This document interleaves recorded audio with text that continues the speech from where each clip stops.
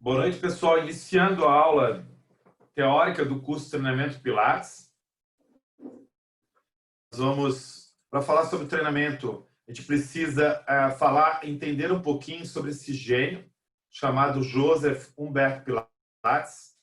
Gênio porque ele criou um método de exercícios que até hoje é muito utilizado por educadores físicos e fisioterapeutas.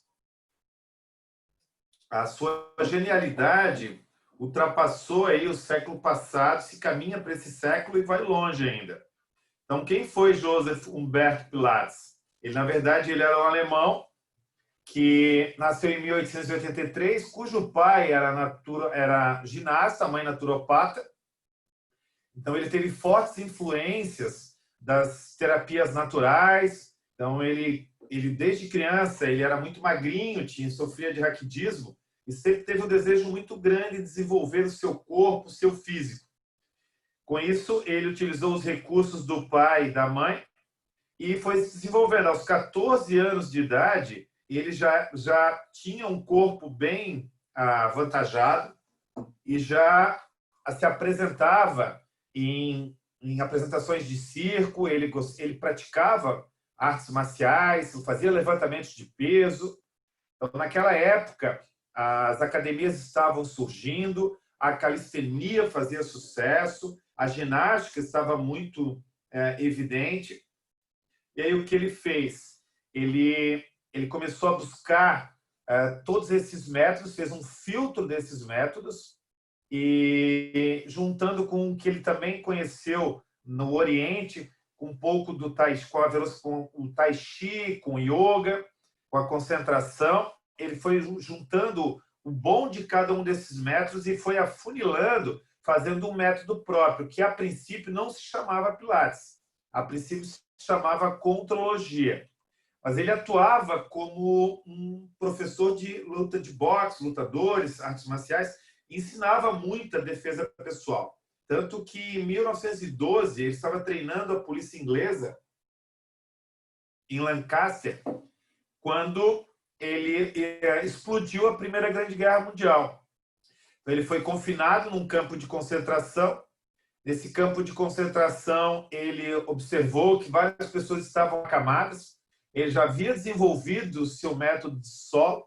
Esse desenvolvimento e os estudos e a sua prática, ele já sabia dessas informações.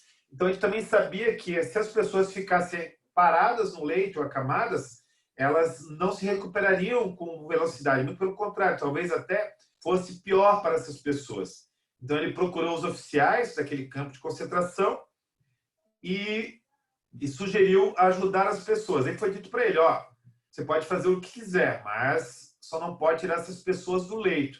Na verdade, essa era a regra da época. Como ele era um cara genial, ele já tinha o método solo desenvolvido, a situação, a dificuldade, fez com que ele aproveitasse isso como uma oportunidade. Então, ele desenvolveu, através de barras, de molas dos próprios colchões, ele desenvolveu os equipamentos que nós conhecemos hoje. Então, esse tipo de equipamento, ele conseguiria realizar todas as atividades do Pilates solo, aqueles exercícios que nós aprendemos no curso, ele conseguiria aplicar isso com aqueles acamados. Então, ele desenvolveu isso. Reza a lenda que nenhuma daquelas pessoas que estavam confinadas num campo de concentração e que foram atendidas por ele, nenhuma sucumbiu ao vírus da gripe influenza, que atacou, assim, matou milhões de pessoas naquele período. Aí, em 1912, 1914, acaba a guerra, ele volta para a Alemanha. Indo para a Alemanha, ele percebe que o nazismo ele volta a tomar. Ele percebe que o nazismo está tomando conta da Alemanha. Aqui, só para vocês observarem a imagem de como ele utilizou aqueles recursos para transformar as pessoas que estavam em cadeira de roda, por exemplo, para poderem fazer exercícios. E hoje, essa cadeira deu origem ao WonderChair, que vocês utilizaram no módulo equipamentos. Aqui, como ele transformou um leito O Cadillac saiu dessa formação e tudo mais que deu origem aos equipamentos. Então, como a Primeira Guerra tinha encerrado, ele tinha ido para os Estados Unidos, a sua ida para a Primeira Guerra tinha encerrado, o nazismo estava chegando na Europa, e aí ele, sabendo de toda a problemática que poderia acontecer futuramente, ele já havia ido para os Estados Unidos, já havia registrado seus equipamentos lá, ou seja, feito a patente disso. Então, ele teve uma proposta de um lutador para treiná-lo nos Estados Unidos. Daí ele foi para Nova York, e em Nova York ele se instalou numa daquelas avenidas, onde ele montou o seu estúdio. Então, esse estúdio, a gente consegue perceber hoje que mesmo há 100 anos atrás, aproximadamente, em 1920, quando ele funda os seus primeiros estúdios, o seu primeiro espaço, há exatamente 100 anos atrás, ele cria, ou ele começa com a contrologia. Essa contrologia, primeiramente, levou esse nome porque ele entendia que o controle do corpo era essencial para a saúde de qualquer pessoa. Então, ele aproveitou aquele desenvolvimento da Primeira Grande Guerra Mundial, que ele havia desenvolvido os equipamentos, e utilizou isso dentro do seu espaço, onde ele tinha artes marciais, e também aplicava o estúdio de Pilates. Verdadeiramente, o registro mesmo do seu estúdio aconteceu só em 1929. Então, a The Pilates foi o nome do primeiro estúdio dele, onde ele com a sua esposa Clara, que ele conheceu na viagem até Nova York, onde eles desenvolveram e seguiram por esse caminho durante muitos anos.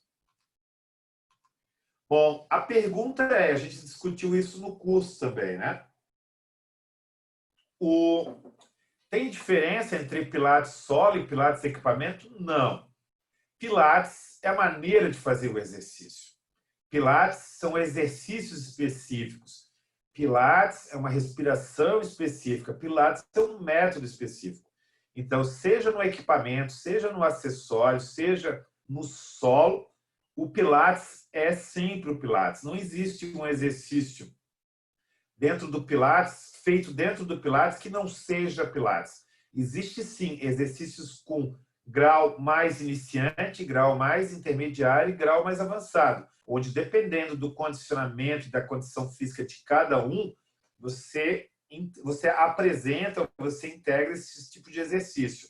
Mas os equipamentos, eles são apenas um grande acessório para estimular ou para facilitar a execução do método Pilates que foi desenvolvido no solo. Bom, e claro que passou-se os anos, o Pilates até então não era tão conhecido e ele já tinha muita segurança no seu método, mesmo naquela época. Então ele resolveu escrever o primeiro livro em 1934, A Sua Saúde. Na verdade, esse livro ele é um compêndio sobre saúde. Ele escreveu o livro até ele é bem fininho, em poucas páginas, falando muito mais sobre saúde pública. Uma das características, assim, só para citar um exemplo, ele comenta sobre a questão de deixar as crianças muito tempo sentadas nas cadeirinhas. Ele fala muito sobre o comportamento, a maneira de se posicionar nesse livro de acordo com a saúde. Já em 1945, ele lança o Retorno à Vida através da contrologia. Aqui ele tem a parceria com o William, que é um inglês, então ele já escreve um livro num formato de manual. Então, esse livro ele escreve os 34 exercícios do método Pilates. Nesses 34, ele lança fotos, aí, em torno de 3 a 4 fotos, mostrando a execução do livro, porque, na verdade, o objetivo desse segundo livro era fazer com que as pessoas treinassem sozinhas. Mas isso acabou não acontecendo, o livro foi lançado, mas não houve tanta repercussão assim sobre esse livro. Na verdade, o livro só alcançou o ápice muito após a sua morte. Ele faleceu em 1967, morreu de enfisema pulmonar. Eis aqui algumas das pessoas que eram seus alunos, né, no seu estúdio. Só para vocês entenderem esse processo de desenvolvimento, de propagação do Pilates, ele faleceu em 1967, não viu o seu método fazendo o sucesso que nós conhecemos hoje.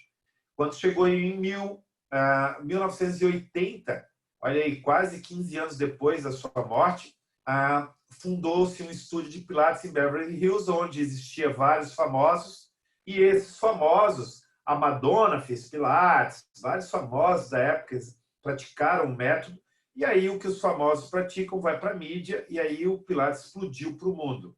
Infelizmente, ele não teve a oportunidade de ver o método chegar aonde a gente conhece hoje.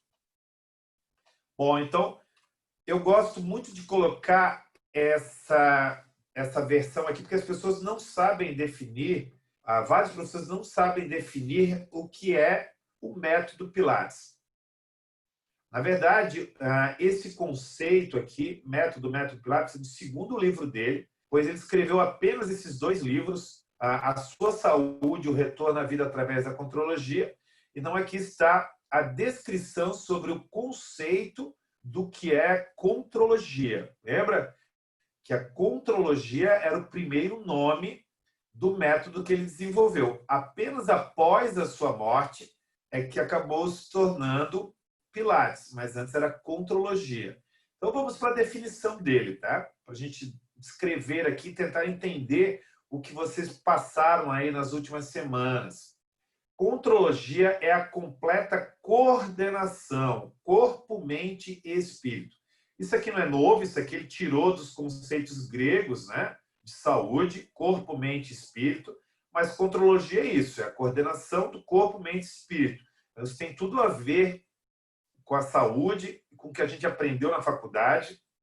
Então, através desse equilíbrio entre corpo, mente e espírito, que é a contrologia, quem pratica primeiro adquire um controle total do seu próprio corpo. A ideia é exatamente essa. A gente praticou os exercícios de Pilates, percebemos que esse controle não é fácil. Então, você precisa executar, ter esse equilíbrio entre corpo, mente e espírito. E depois, quando você vai tentando esse controle, através de repetições apropriadas, lembra que eu falei o número de repetições, às vezes um pouco mais, às vezes um pouco menos? Não precisa ser apropriado, o corpo ele só aprende se for feito de maneira correta, se for feito de maneira errada, ele também aprende de forma errada.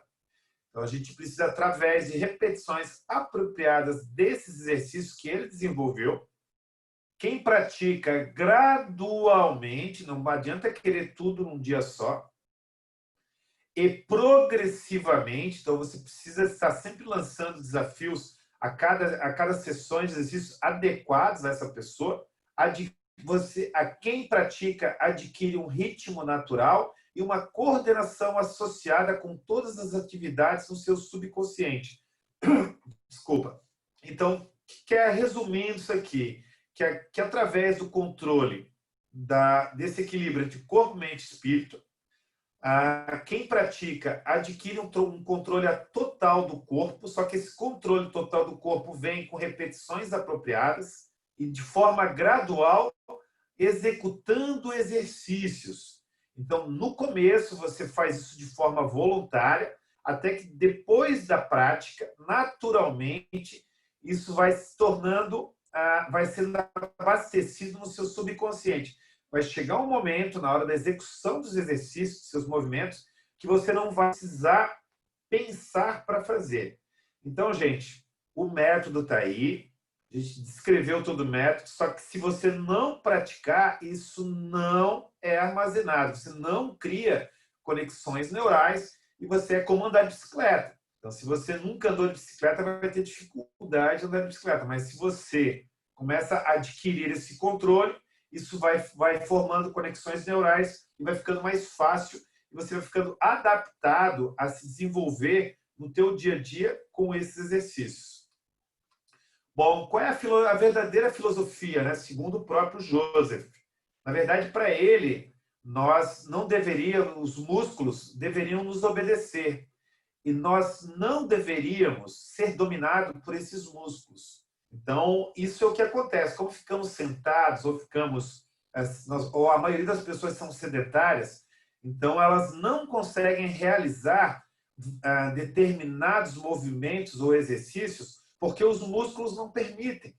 Então, quando nós deveríamos fazer os músculos trabalhar a nosso favor e não contra a gente. Bom, como eu citei para vocês no dia do curso, o que é postura, que tem um conceito simples sobre postura, através de uma boa postura ou de um bom alinhamento, a gente consegue aí um bom equilíbrio corporal, a gente consegue distribuir bem as cargas no nosso corpo, economizar energia, etc, etc, etc. Mas o que mais importa nessa postura é o alinhamento dessa postura.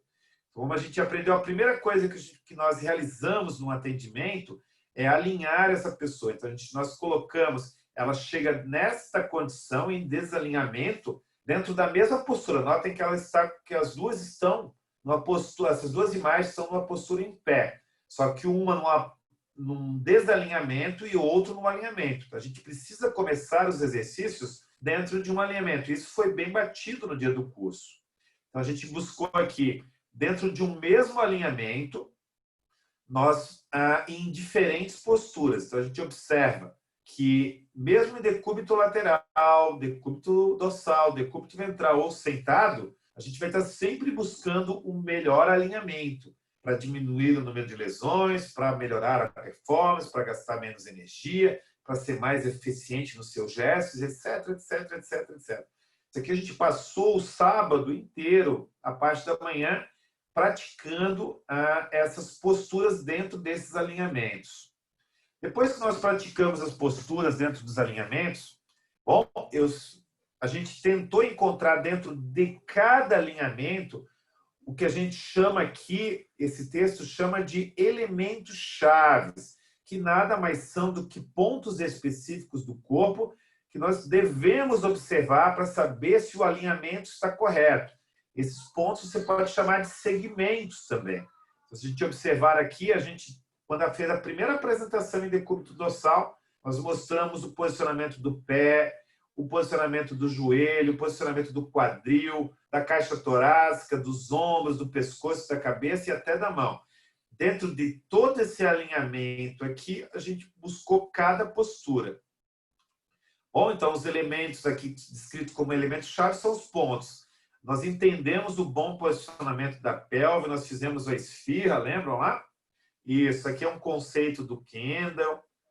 Depois a gente entendeu que a pelve ela precisa estar neutra, que o eixo é o quadril, a gente faz esse alinhamento. Aqui a gente percebe que essa pelve, que esse quadril está em flexão, que a gente percebe que o quadril está atendendo a extensão. A gente precisa buscar essa pelve neutra para iniciar bem o exercício. Bom, aqui é só um exemplo de pelve.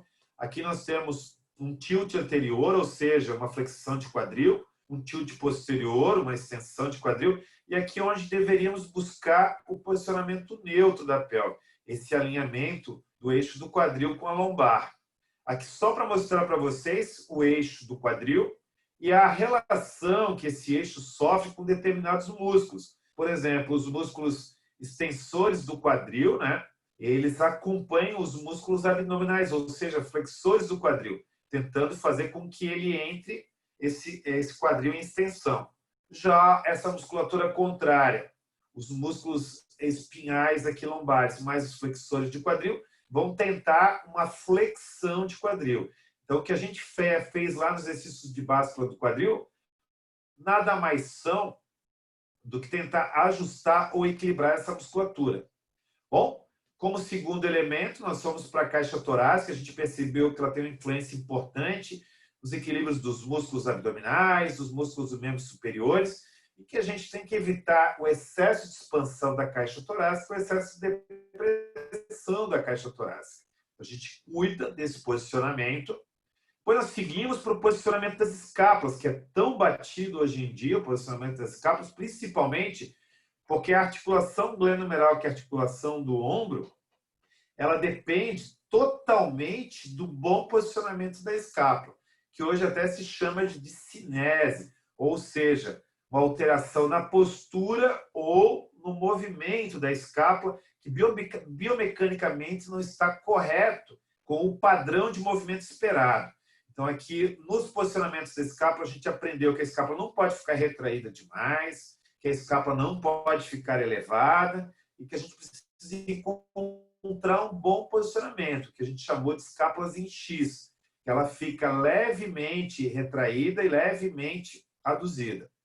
Bom, essa é uma escápula excessiva, aí deprimida demais, aduzida demais e aí protrusa demais. Bom, um outro elemento que nós também buscamos, um outro elemento chave é o bom posicionamento da coluna, que nós citamos no curso. Nós não queremos retificação da coluna, nem curvaturas excessivas. A gente só vai buscar, durante todo o posicionamento, a curvatura neutra. Então, a gente vai buscar o neutro da cervical, o neutro da torácica. Na verdade, é o que busca aqui. Nós vamos ter as lordoses da cervical e lombar e a cifose da coluna torácica. Uma vez dentro desse alinhamento, a coluna vai funcionar dentro da sua fisiologia natural. Essa é a fórmula que eu citei para vocês no curso. A resistência da coluna é igual ao número de curvaturas mais 1. Essa fórmula é do Capandi, que o Capandi tirou da engenharia. O que é isso? A resistência de uma estrutura é igual ao número de curvas dessa estrutura mais 1. Então, vamos citar aqui, por exemplo, essas 3 curvaturas que a gente tem mais influência. Lombar, torácica e cervical. Então, são 3 curvaturas. Ao quadrado, 9, mais 1, 10. Resistência, 10. Vamos imaginar que você retifique a lombar, ou a cervical, ou a torácica. Perdeu uma curva. Então, ficou 2. 2 ao quadrado, 4, mais 1, 5. Resistência igual a 5. Então, se você perceber, se você perdeu uma dessas curvaturas aqui, se ela não está fisiologicamente dentro do movimento, está perdendo 50% da resistência da sua coluna. Isso é significativo, porque determinados exercícios do Pilates exigem muito do bom posicionamento da coluna. Bom, aqui é o crescimento axial, que é um outro elemento chave. Na verdade, esse crescimento axial é o bom alinhamento das estruturas do tronco associadas ao core, associada à respiração. Lembram que o tempo todo foi citado durante a aula que você tinha que manter o alinhamento, manter ativado o teu centro de ativação do core ou do powerhouse, manter os ombros afastados das orelhas, o bom posicionamento. Tudo isso vai fazer com que diminua a pressão nos discos vertebrais. Essa pressão dentro nos discos, se eu diminuo as pressões nos discos vertebrais, eu gero um alívio e até, de uma certa forma, eu recoloco uma hidratação dentro desses discos. Bom, aqui é o bom posicionamento da cervical. Esse bom posicionamento da cervical a gente citou para vocês, explicou no primeiro dia que nós temos as vértebras superiores da cervical. Aqui nós temos C1, C2, depois as vértebras inferiores. Essas duas, a atlas e a axis, respondem aos movimentos da cabeça de sim e não, ou seja, a flexão da cabeça e rotações.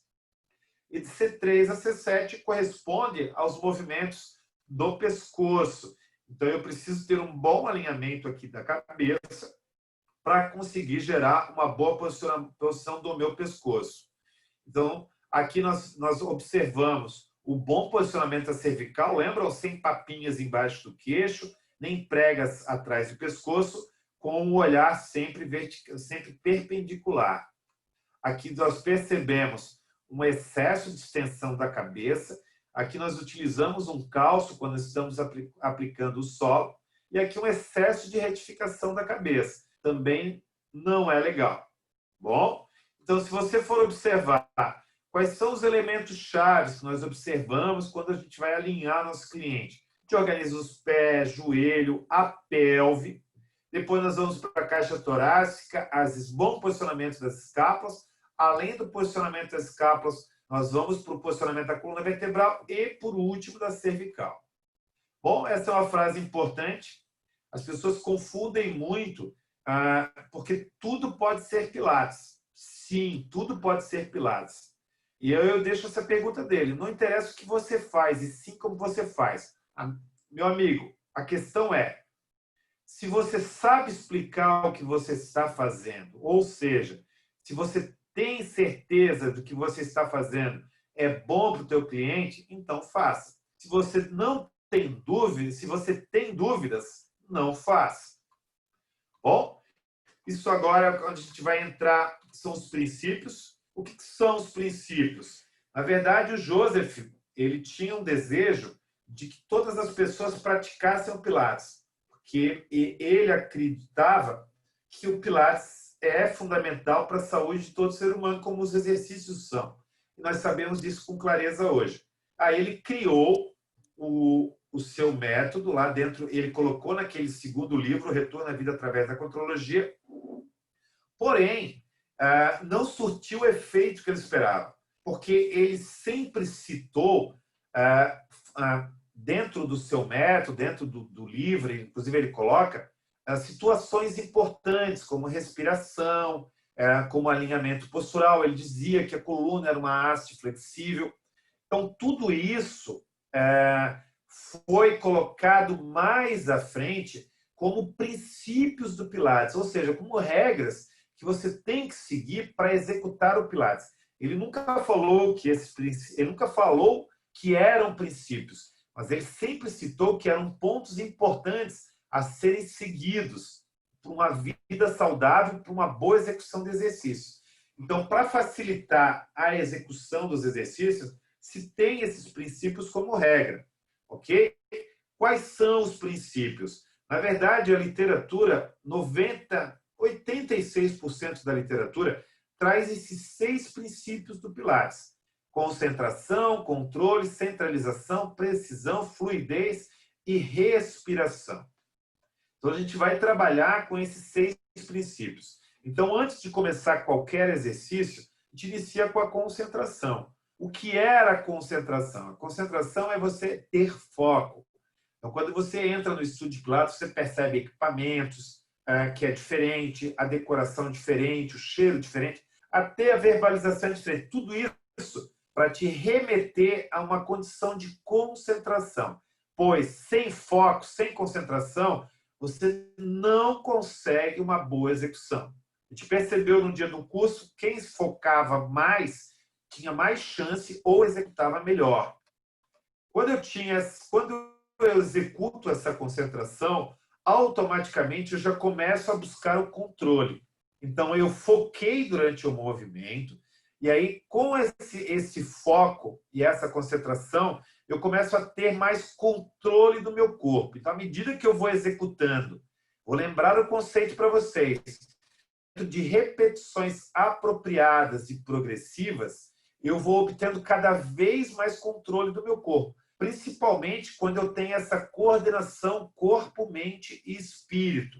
Então, a concentração que me levou ao controle, e esse controle, que nem mais nem menos, é o que nós vamos chamar de precisão. Então, esse controle vai levar à precisão. O que é essa precisão? Então, eu começo, o primeiro princípio para executar o Pilates é a concentração.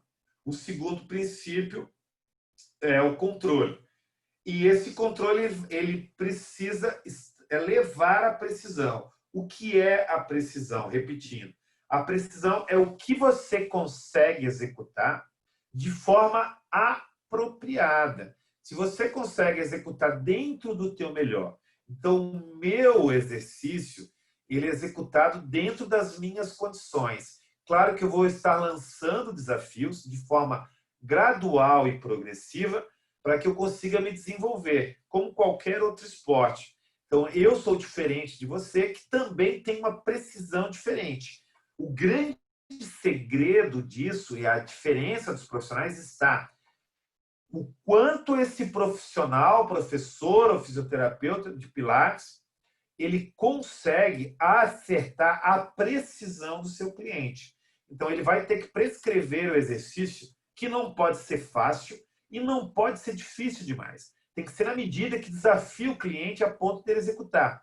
Por isso que essas repetições e essa intensidade, elas são lentas, graduais e progressivas de acordo com o teu cliente.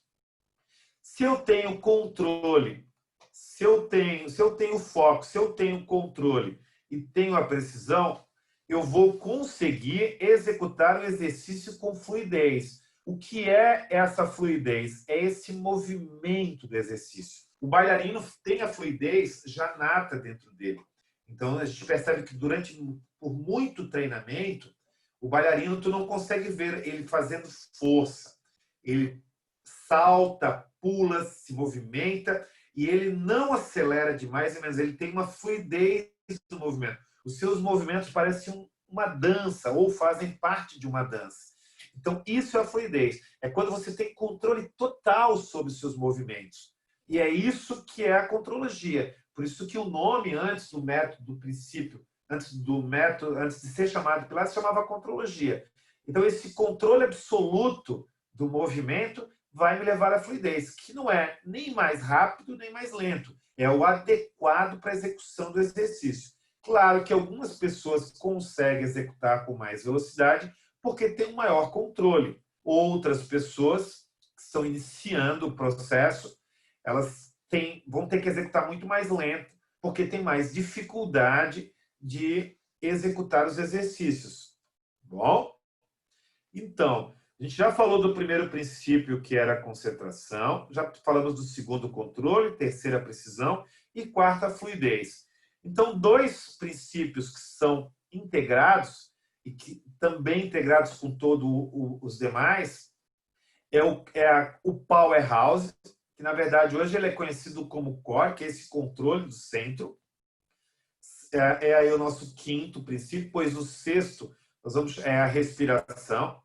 Então, o que é o powerhouse? É essa centralização, essa capacidade de gerar essa força interna sem sobrecarregar ou alterar a postura do corpo dentro de uma proporção corporal. Se você for perceber os movimentos dos membros inferiores, eles fluem para os membros superiores.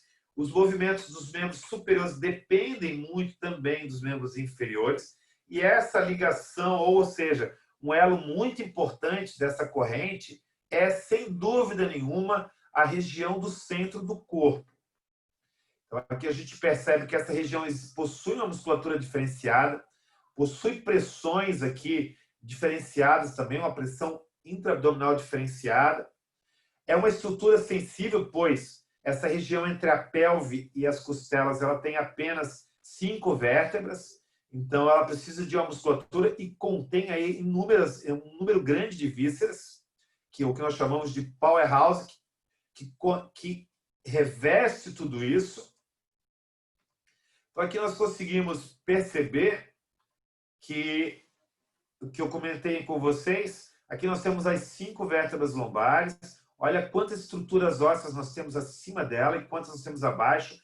Então, toda essa estrutura aqui vai convergir as forças. Por exemplo, eu peso 100 quilos, então tem 50 quilos em cada pé.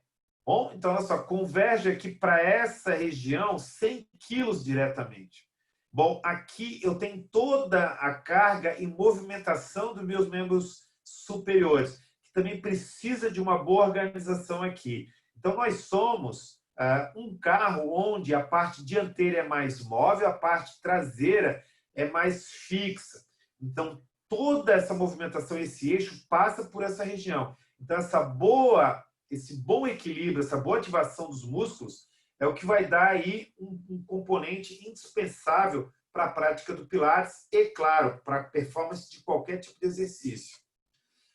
Dentro do Powerhouse, a gente cita muito, a gente fala muito dos músculos superficiais, mas nós também damos uma atenção importante para os músculos mais internos, que são os músculos do componente desse cilindro pressurizado, que compõe os multífidos atrás, ali da musculatura da coluna, o transverso, que funciona como um espartilho, o assoalho pélvico e o diafragma, que é a tampa dessa panela. Só lembrando aqui do abdômen, do assoalho pélvico e do diafragma. Como eu falei para vocês, o transverso do abdômen funciona como um espartilho. Aqui nós temos a musculatura externa colaborando com esse cilindro pressurizado. Então, aqui há um equilíbrio, uma coordenação entre toda essa musculatura. Por isso que nós trabalhamos a respiração de uma forma diferenciada e a ativação de uma forma diferenciada, para não sobrecarregar apenas a musculatura externa, mas sim para haver um equilíbrio entre os músculos profundos como os músculos superficiais. Então, nós fizemos a ativação do centro, lembram disso? E iniciávamos a execução do exercício. Aqui só o modelinho para a gente lembrar do que nós fizemos muito na prática. E a gente pode entrar na respiração. É importante, eu gosto de trabalhar com os meus clientes primeiro, tentar encontrar agora um bom padrão respiratório. E quem sabe ou conhece o padrão respiratório pode utilizar sim, isso ajuda bastante na hora de ajustar a respiração. Bom, eu gosto muito de fazer o padrão respiratório ou mais apical ou mais basal, e aí eu trabalho em cima disso. Bom, mas o que é importante a gente saber? Que a respiração ela pode sim, precisa trabalhar com toda a sua capacidade. Então, essa respiração, ela é mecânica, a gente sabe disso, a gente já estudou sobre isso. Então, eu tenho que fazer essa caixa torácica trabalhar tanto látero-lateral, antero-posterior, crânio-caudal, para conseguir essa boa ativação do powerhouse e uma atividade tão nobre como é a respiração. Bom, aqui a importância da respiração.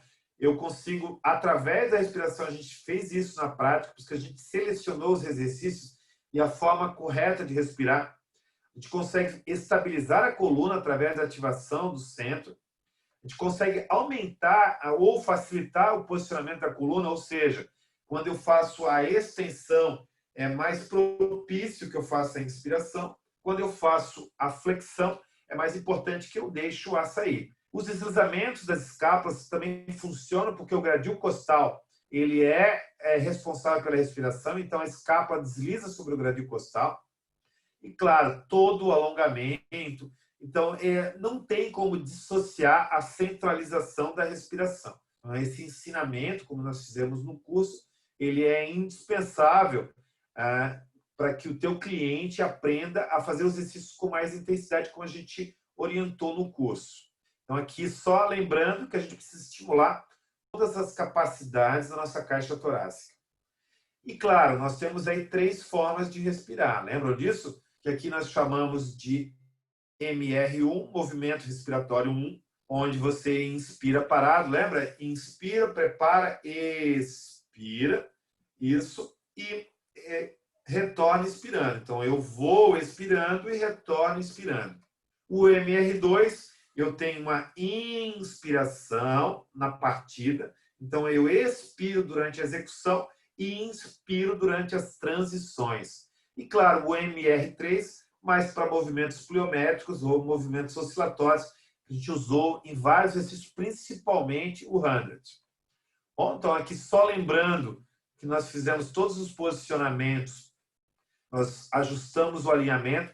Fazer esse checklist postural, ele é indispensável para a execução de qualquer exercício. Então, antes de iniciar qualquer exercício, faz um checklist postural, retoma os princípios e aí sim executa. Bom, nós aprendemos esse posicionamento, que é o posicionamento em pé inverso. A gente entendeu que quando eu passo o quadril ou tenho uma flexão aqui maior do que 90 graus, eu começo a roubar da musculatura. Então, eu preciso estar sempre fazendo um checklist postural. O posicionamento do pé, eu vou determinar se é plante ou se não posso esquecer do bom posicionamento da mão. E, claro, os ajustes de ombro e da cabeça. Aqui em decúbito DV, em decúbito ventral, nós seguimos pelo mesmo alinhamento. Poderia ter feito aqui um posicionamento dos pés em pilates, sempre lembrando da ativação do core e cuidando para não hiperestender a cabeça. E seguindo aqui, ela escolheu essa posição das mãos, mas eu poderia colocar alguma coisa entre a testa e o solo ou até o próprio dorso das mãos. O decúbito lateral, que para mim é mais complexa, a gente precisa ajustar a ponta dos pés para ver se os quadris estão bem alinhados. Precisa manter esse alinhamento entre o quadril e o posicionamento entre um ombro sobre o outro. Na posição de 4 apoios, a gente segue com os cotovelos numa leve diagonal. A gente mantém, pode escolher o posicionamento dos pés e preciso manter os ombros embaixo das mãos e o trocânter os ombros em cima das mãos e o trocânter na mesma linha dos joelhos. Em sentado, eu sigo o mesmo posicionamento, lembrando que os isquios são as minhas referências da pelve para que eu possa sentar sobre os isquios e aí sim conseguir um bom alinhamento da coluna vertebral. Bom, e aí nós fomos lá para a prática. Na prática, a gente foi movimentar. O que nós fizemos de início? A gente foi fazer toda aquela preparação.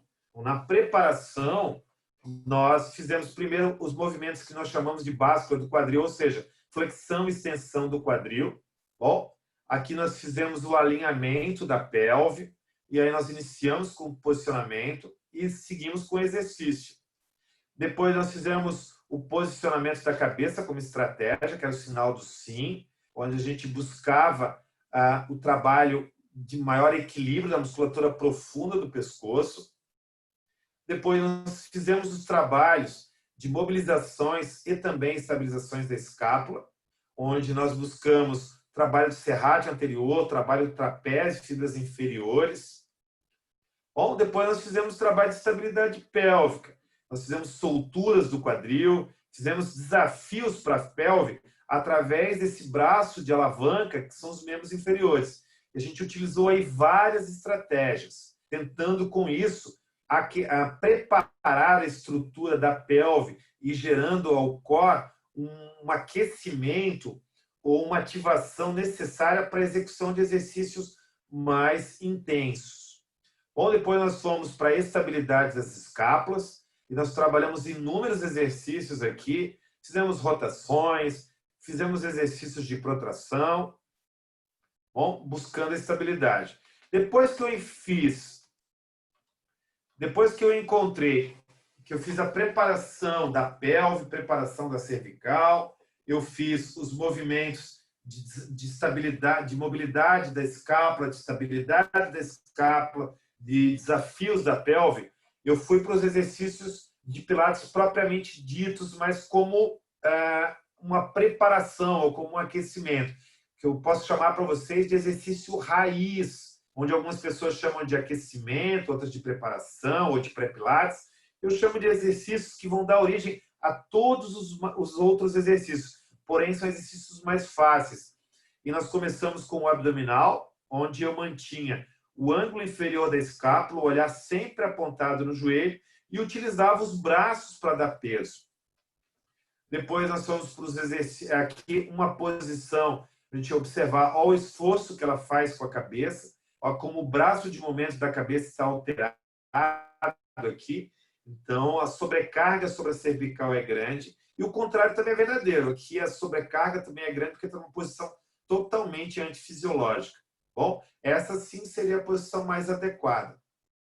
Depois nós fomos para o exercício chamado ponte, onde nós utilizamos os pés de uma forma mais equilibrada, tanto a parte da ponta dos pés como a parte do antepé como retropé, onde a gente realiza aqui uma ponte sobre os ombros, não é uma ponte sobre o pescoço. A gente consegue observar que eu preciso encontrar essa linha entre o ombro e o joelho. Uma vez que eu encontrei essa linha reta entre o ombro e o joelho passando pelo quadril, eu estou com tanto a musculatura da coluna vertebral como a musculatura glútea e a musculatura dos isquios tibiais em equilíbrio. Bom, depois nós partimos para os exercícios de rotação da coluna. Aqui é uma rotação mais superior, pegando mais a torácica alta. Essa rotação, a gente aprendeu que inspirava, tinha um formatozinho diferente. Eu precisava fazer uma tríplice flexão do quadril, tríplice flexão dos membros inferiores, flexionando o quadril, o joelho. Aqui não está, mas deveria estar flexionando o tornozelo para proteger a minha lombar. E aí eu inspiro, preparo, e aí levo o braço até o teto. Na expiração eu faço esse movimento, inspiro parado, acompanhando o movimento com a cabeça, e na expiração eu retorno. Bom, aqui a rotação que nós fizemos mais com a região inferior tóraco-lombar. A rotação é um movimento mais curto, onde eu junto os meus joelhos e tornozelos e tento mais controle, ok? Bom, esse já é o exercício que nós chamamos de C da coluna, que a gente utiliza muito dentro do método Pilates. Esse C da coluna começa sempre na posição sentada sobre os isquios e tenta encontrar essa posição final. Ou seja, eu começo pela pelve e termino pela cabeça. Quando eu retorno ao exercício, eu retorno também pela pelve, começo pela cabeça. Lembrando aqui, nós fizemos o gato também. Lembrando que o gato, ele parte da posição 4 apoios, trocante sobre o joelho, ombros sobre as mãos, mantendo o alinhamento da coluna, começa exatamente como o C da coluna, pela pelve, termina pela cabeça. Bom, aqui só para a gente lembrar mais uma vez que eu preciso alongar a coluna, então eu tenho dois eixos aqui, tem o eixo do ombro e o eixo do quadril, e a coluna funcionará como uma haste flexível. Depois nós seguimos o dado. O dado é um exercício de extensão. E aí, ao mesmo tempo, não fosse alcançar o joelho. E com isso eu consigo essa pequena elevação do tronco em relação ao solo. Ok? Aqui só mostrando o posicionamento. E aqui a preparação para o mergulho do cisne, onde a gente faz a extensão da coluna usando a força dos braços, mantendo sempre o posicionamento da cabeça. Claro, aqui a gente observa e gostamos, e faço questão de colocar isso para vocês, que na maioria das vezes as pessoas acabam alterando muito a posição da cervical, tanto para baixo como para cima. Então é importantíssimo a gente conseguir buscar esse bom alinhamento da cabeça. Ou, claro, sempre quando a gente tem a oportunidade ou nos intervalos de exercícios, buscar esse tipo de alongamento que é muito importante para, principalmente, para ganhar mobilidade nessa transição cérvico-torácica aqui. Bom, a princípio, o que nós tínhamos que saber era essa fase mais inicial.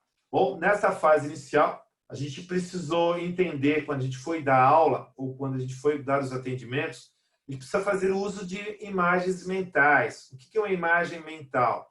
É o que a gente usa em dicas verbais. Por exemplo, ó, afasta teus ombros das orelhas, coloca teu umbigo nas costas, ombros não são brincos, ombros não podem ficar pendurados na orelha, e por aí vai. Então, você usa uma linguagem simples para que o teu cliente entenda o que você quer do exercício para que ele possa fazer uma boa execução.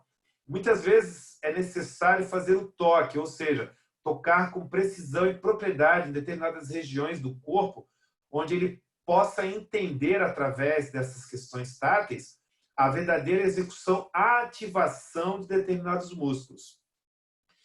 E também instruções visuais. Quando as dicas verbais, meu cliente está com dificuldade, o toque, você precisa executar ou, pelo menos, mostrar como funciona o exercício para que ele possa visualizar.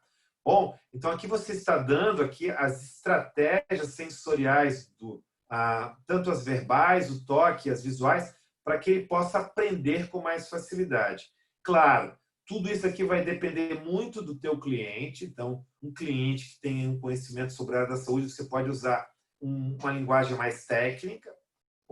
E aí, um cliente que não tem um conhecimento, ou às vezes carece de informações, a gente precisa usar muito mais imagens.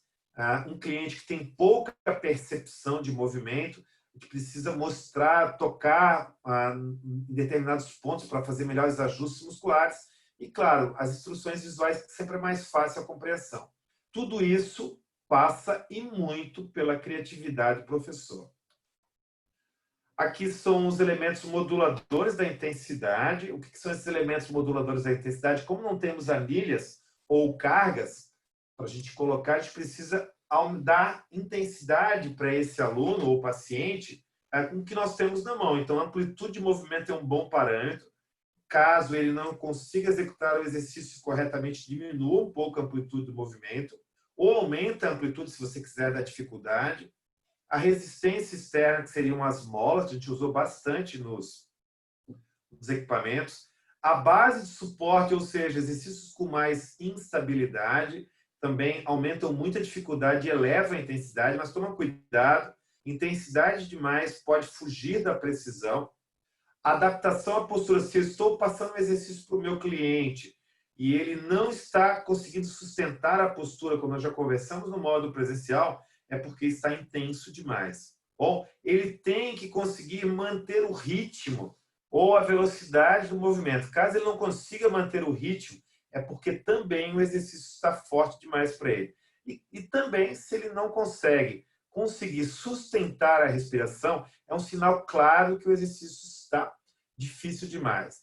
Então, tudo isso é importante. Não conseguiu ajustar a postura, tá? E não consegue manter uma fluidez de movimento, não consegue dar continuidade à respiração, eu preciso diminuir essa intensidade. Ou seja, posso mudar a postura, posso diminuir a carga, posso dar mais estabilidade e por aí vai. Então, você vai ter que usar agora essas variáveis para tentar fazer o ajuste da precisão, como citamos lá no início dessa aula. Bom, aqui só para lembrar, não vou passar sobre todos, porque eram 34, só para vocês lembrarem de alguns exercícios importantes. Esse aqui é o 100, que é o nosso 100. Então, nós vimos aqui as amplitudes que oscilam entre 30 e 60 graus, bom, que usa o MR3, o ângulo inferior da escápula também se mantém no solo. Aqui, isso, o alongamento com uma perna, que nós nos divertimos bastante em fazer esse exercício, seguindo os mesmos princípios do abdominal. Depois, nós fizemos alongamento com as duas pernas, ok? Lembrando a vocês que esse tipo de exercício, os braços e as pernas servem para dar peso. O restante do movimento, ele é basicamente o mesmo. A gente usa as variações de braço e perna para dar peso. Esse é um exercício para a coluna vertebral, importantíssimo, que é o alongamento da coluna. Sentamos sobre os iscos, nota que ela está com a intensidade máxima de alongamento, fazendo a dorse do pé, e os braços se mantendo paralelos ao solo. Bom, esse é um clássico, que é o serrote, onde ela faz a flexão, inclinação e atuação, todos os movimentos da coluna dentro de um único exercício. Nota que os pés ficam no mesmo alinhamento, sentados sobre os isquios. Isso. Esse é um outro exercício também bem interessante para a extensão da coluna, que se chama o chute com uma perna. Depois, o rolar para frente, o roll-up, que ele é um somatório aí de exercícios, do exercício alongamento da coluna, mais os exercícios abdominais. Então, é um exercício muito completo para toda a musculatura da cadeia posterior, para alongar essa cadeia e para fortalecer a musculatura da cadeia anterior. Esse já é o rolar para trás, o rollover, onde a gente também segue o mesmo propósito, alongar a cadeia posterior. Nota que o grau de dificuldade, claro, é maior, precisa ter mais alongamentos dessa cadeia e também fortalecer essa cadeia anterior. Esse é a ponte sobre os ombros. Aqui, essa ponte, claro, ela é bem diferente da que nós usamos na preparação, porque ela usa uma variação das pernas, lembrando que isso é para dar peso, para aumentar a intensidade do exercício. Você tem que cuidar para não exercer uma pressão excessiva sobre a cervical. Bom, e esse é o teaser, nós também nos divertimos na aula com esse exercício, no curso. Esse é um exercício que busca muita precisão, tem que ter muito controle, já é um exercício de intermediário para avançado. Esse é um excelente exercício de extensão da coluna. Isso, o alongamento com as duas pernas. Desculpa, chute com as duas pernas. Alonga toda a cadeia anterior, na verdade, né? Isso. E fortalece bastante a cadeia posterior. Então, nota que nós temos exercícios que fortalecem a cadeia anterior e alongam a posterior, e exercícios que fortalecem a posterior e alongam a anterior. Tudo isso vai passar pela tua escolha na hora da prescrição do exercício. Esse é o nado, também um exercício que também alonga muito a cadeia anterior e também fortalece muito a cadeia posterior. Bom, esse é o que é a tesoura, Isso. Aqui. Isso. A bicicleta. Agora sim, essa tesoura. Bom, exercício também do nível mais avançado. Essa bicicleta. Isso, agora sim a tesoura. Esse também é bem interessante, fortalece bastante um lado do tronco e alonga bastante o outro lado. Então, trabalhando bem essas cadeias laterais. Quem gosta de estudar cadeias musculares, o Pilates é uma ferramenta espetacular. Isso. E por último, nós realizamos a flexão dos braços, lembram? Os push-ups. A gente tinha uma respiração associada, fazia 3 flexões, isso, e aí a gente retornava à posição. Inspira, isso, e voltava à posição. Boa! Olha, pessoal, olha só que sensacional. 1 hora certinho, hein? Oi? 1 hora certinho. Bom, na verdade, a parte teórica é isso, tá? Eu gostaria de saber de vocês. Olha só, o pessoal tá firme e forte. Isso, agora a gente tem aqui, são 10h30 no ponto, eu estou bem certinho dentro do horário, tá? Eu sei que está todo mundo cansado, está todo mundo bem desgastado essa hora do dia, hoje quinta-feira, véspera de sexta, está todo mundo ansioso para chegar amanhã. Então, nós temos agora um tempinho aqui para a gente conversar um pouquinho e tirar as dúvidas. Então, se alguém quiser abrir o microfone, fazer perguntas.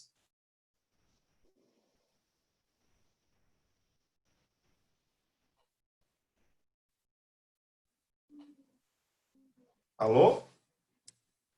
Alô, tem alguém falando?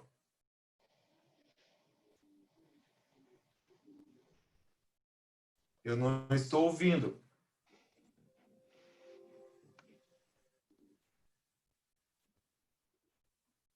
Não estou ouvindo.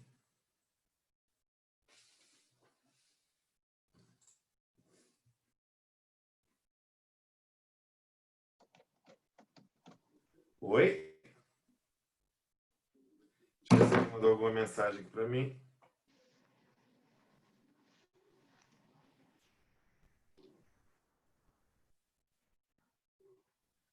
Alô? Oi?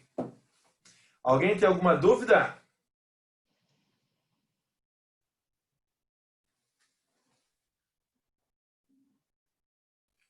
Pode falar aqui no microfone, pessoal, é mais fácil, tá? Isso.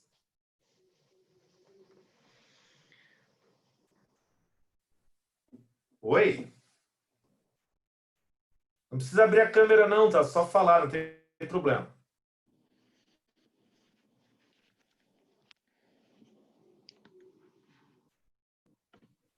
Professor, Pode falar, Letícia. como é que fica salva a aula aqui que eu vou querer rever? Que eu não tenho conta no Zoom. Sim, sim. Essa aula vai ser o seguinte, ó. Essa aula está sendo gravada agora, tá? Então, a gravação dessa aula, ela vai estar no YouTube, tá? Então, ele fica como não listado, tá? Mas isso não te preocupa com isso, tá? O que é isso? Quem recebeu o link pode entrar lá no YouTube. Eu vou mandar esse link para o WhatsApp para vocês, tá? E aí você vai acessar. É só apertar no link ali, ou se quiser botar no computador também, botar o link ali, você entra direto lá no YouTube e já vai aparecer essa aula no YouTube. Então, só assiste a aula quem tem o link, tá? Isso vai ficar Tá bom. 30 dias, tá? Tá bom então. Obrigada, tá? De nada.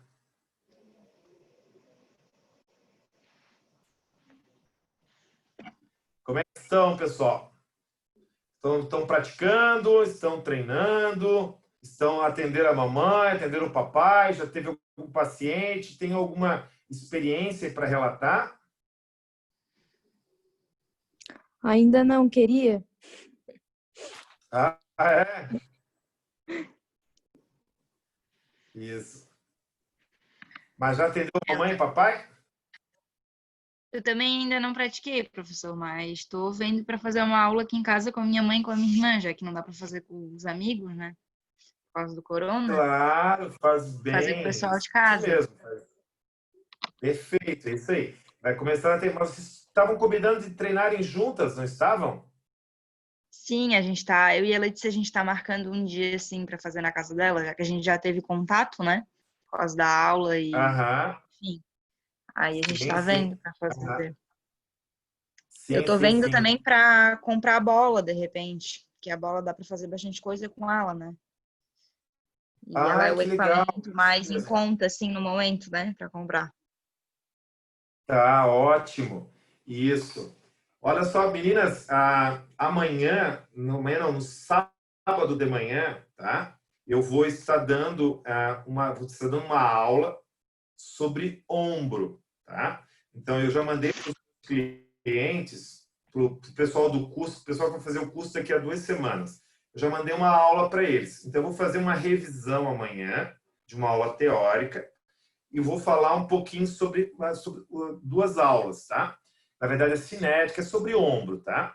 Então, começa às 9 horas da manhã de sábado, tá? E vai até às 11h30 da manhã. Então, começa às 9 e vai até às 11h30. Então, tem um intervalozinho de 15 minutos aí. Se alguma de vocês tiver interesse em assistir essa aula, vocês entrem em contato no grupo, tá? E coloca assim, ó, Ed, eu quero assistir essa aula. Daí eu mando o link para vocês. Quem pedir para assistir o curso, eu mando o link. Tudo bem? Tá bom, professor, eu vou querer sim. Eu também Isso, é quero, só professor. mandar no grupo, tá? Isso. É só mandar no grupo, tá? E aí o link, ele também é passado para vocês 1 hora antes da apresentação. Como vocês fizeram hoje, o mesmo esqueminha, tá? Vocês vão entrar ali e vão clicar.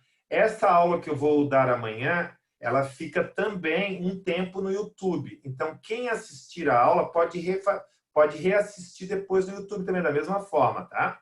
Então, amanhã é só sobre ombro. Então, amanhã a gente não vai... Amanhã não, desculpa, no sábado. A gente não vai falar sobre patologias, a gente vai falar apenas de toda a cinética, anatomia, etc, etc. Vou fazer um resumo disso aí, tá?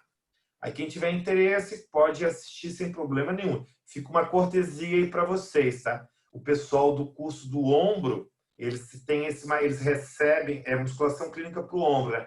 Eles recebem esse material antes de irem para o curso, tá? Isso aí pode ser uma boa ferramenta para vocês utilizarem dentro do Pilates também, tá? E conhecimento Sim, nunca é demais, né? Só acrescenta. sim, com certeza. Eu gostei muito. Obrigado, professor. Tá? E depois também vocês podem ter acesso a esse material também, tá? Eu encaminho depois o material para quem assistir a aula, tá?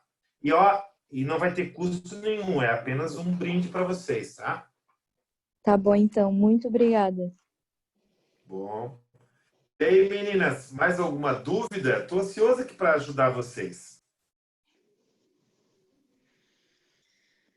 Olha, professor, no momento, não. Como eu não pratiquei ainda, né, não ficou. Eu tô lendo, assim, a apostila só, mas não Tá, ficou nenhuma dúvida, não. Ficou bem esclarecido mesmo. tá, entendi. Ótimo. Então, olha só, é muito importante isso, tá? Então, vou dar um resumão do resumão, assim, em 5 minutos, tá? Pra gente dar uma fechada aqui, se alguém surgiu alguma dúvida aí, vai lembrando, tá? Então, para fazer um resumo do resumo, assim. Então, assim, ó, primeiro momento é aquilo que a gente conversou lá no presencial. Você faz a tua avaliação e principalmente, gente, assim, ó, na hora que essa pessoa se movimentar, você vai ver inúmeros detalhes que você não viu na avaliação. Então, a questão de você estar olhando para a pessoa e estar formulando hipótese é muito importante. Então, você posiciona, faz o checklist postural, começa com tudo aquilo ali, é muito importante. A centralização, a respiração, e não abre mão disso e dos princípios. Qualquer exercício que você faça, se você cuidar do alinhamento postural, se você conseguir manter os princípios, concentração, controle, precisão, fluidez, respiração, centralização, dentro de repetições apropriadas, e você for gerando isso de forma lenta, gradual e progressiva, essa pessoa vai aprender e vai evoluir. Então, essa é a chave. Parece tão simples, mas essa é a chave. Não adianta você correr para aprender exercícios sofisticados, exercícios diferentes, que você nem sabe para que vai funcionar, nem sabe por que ele vai, como ele vai agir no corpo da pessoa. Mas é muito mais importante você construir essa laje, ou seja, você dá esse fundamento para a pessoa. Então, ela tendo esse fundamento, ela vai se desenvolver, e aí você vai poder colocar os penduricalhos, que são aqueles exercícios mais elaborados e tal, porque ela tem raiz, ela tem fundamentação. Então, não adianta eu botar a carroça na frente dos bois. Eu preciso dar essa base para ela. E aí vai muito da criatividade do professor também, que é buscar o melhor para a pessoa e, ao mesmo tempo, deixar não só manter sempre essa aula segura, que essa aula seja sempre efetiva, ou seja, que ela tenha sucesso, que ela tenha resultado e também motivante. Então, se você cuida do alinhamento, se você cuida da essência do Pilates, que são os princípios, se você está observando os movimentos, se você faz a prescrição adequada para aquela pessoa e ela consegue ter isso bem apropriado para ela, e essa aula ela é segura, a pessoa não corre risco de se machucar, ela ao mesmo tempo tem resultados e ao mesmo tempo ela é motivante, fechou. Daí, qualquer coisa, você tem aí 80% do Pilates. Qualquer coisa que tu for acrescentar aí a mais é um penduricalho, porque isso é a base. O grande problema é, às vezes, nós não nos contentamos apenas em dar o fundamento para a pessoa. A gente quer dar algo muito maior.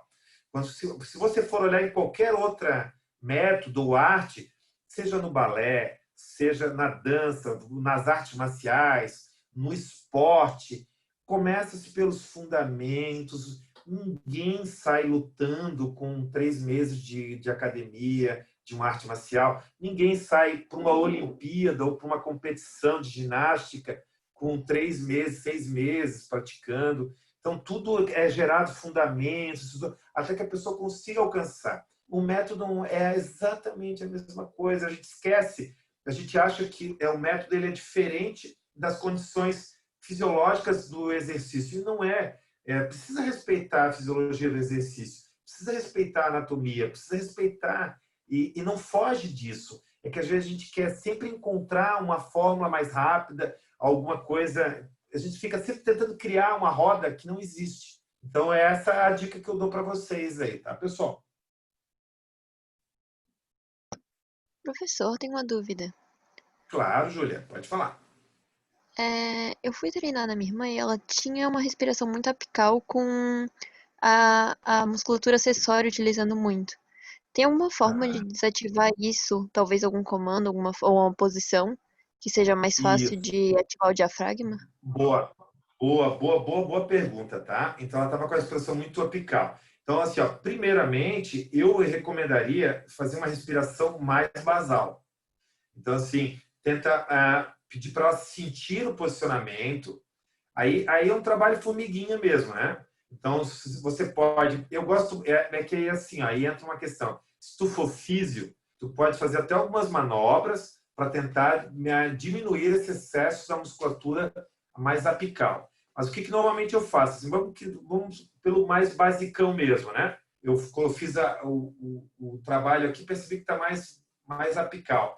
Sem dúvida nenhuma, eu peço para ela manter aqui e pedir assim, respirar mais com a barriga. Sem dúvida nenhuma. Peço para tomar bastante cuidado com a respiração acessória. Não quero que ela faça força para soltar o ar, nem força para inspirar. E aí você vai dando os comandos para ela.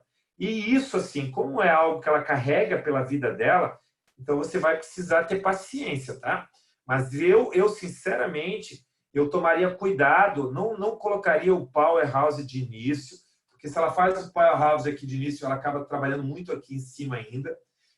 De início, eu até conquistar isso nela, eu trabalharia sempre com respiração basal, mais respiração diafragmática para ela tentar equilibrar o padrão postural. O padrão respiratório. A hora que eu percebi que o padrão respiratório está equilibrado, porque precisa trabalhar os dois juntos, né? Então, nós inspiramos, os dois trabalham, nós expiramos, os dois baixam. Não precisa fazer todos os movimentos ao mesmo tempo. É um cone, né? Então, é isso, a gente precisa buscar isso, tá? Isso, eu respondi a tua dúvida? Sim, obrigada.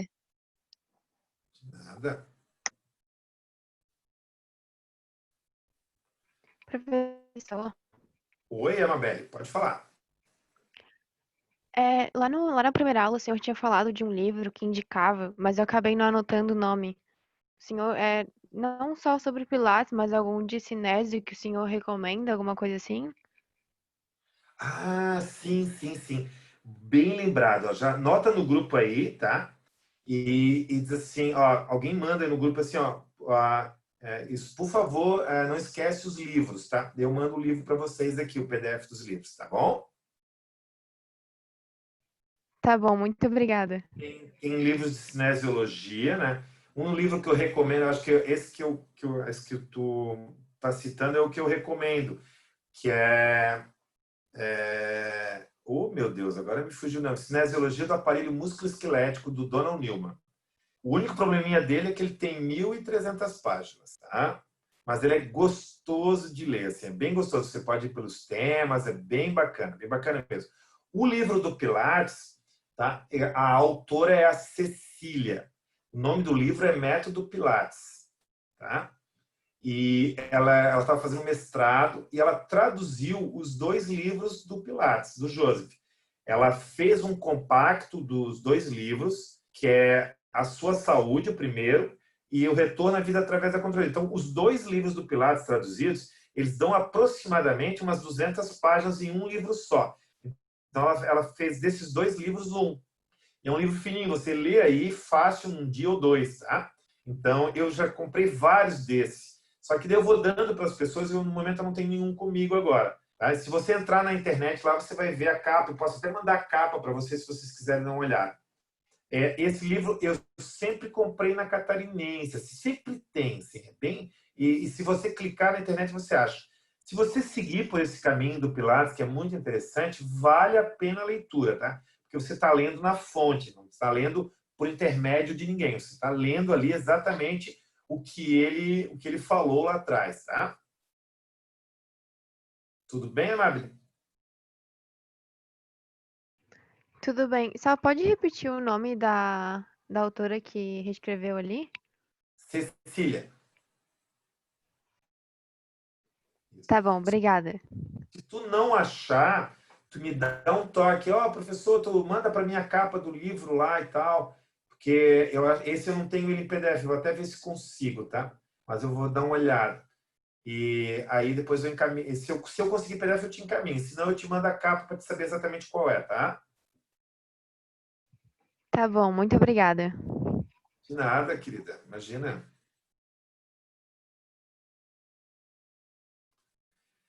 É isso aí então, né, pessoal? Mais algumas.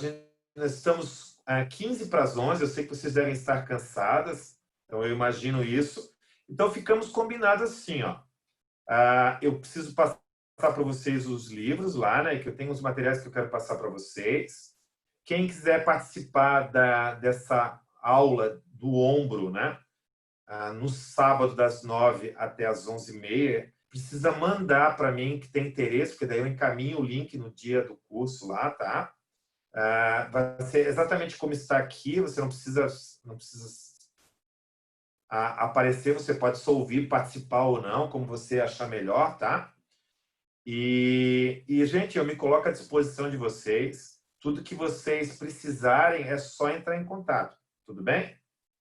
Do fundo do coração, beijão para todos, tá? Eu vou encerrando aqui a nossa aula para que vocês descansem, porque amanhã tem mais um dia de trabalho aí para todo mundo, tá?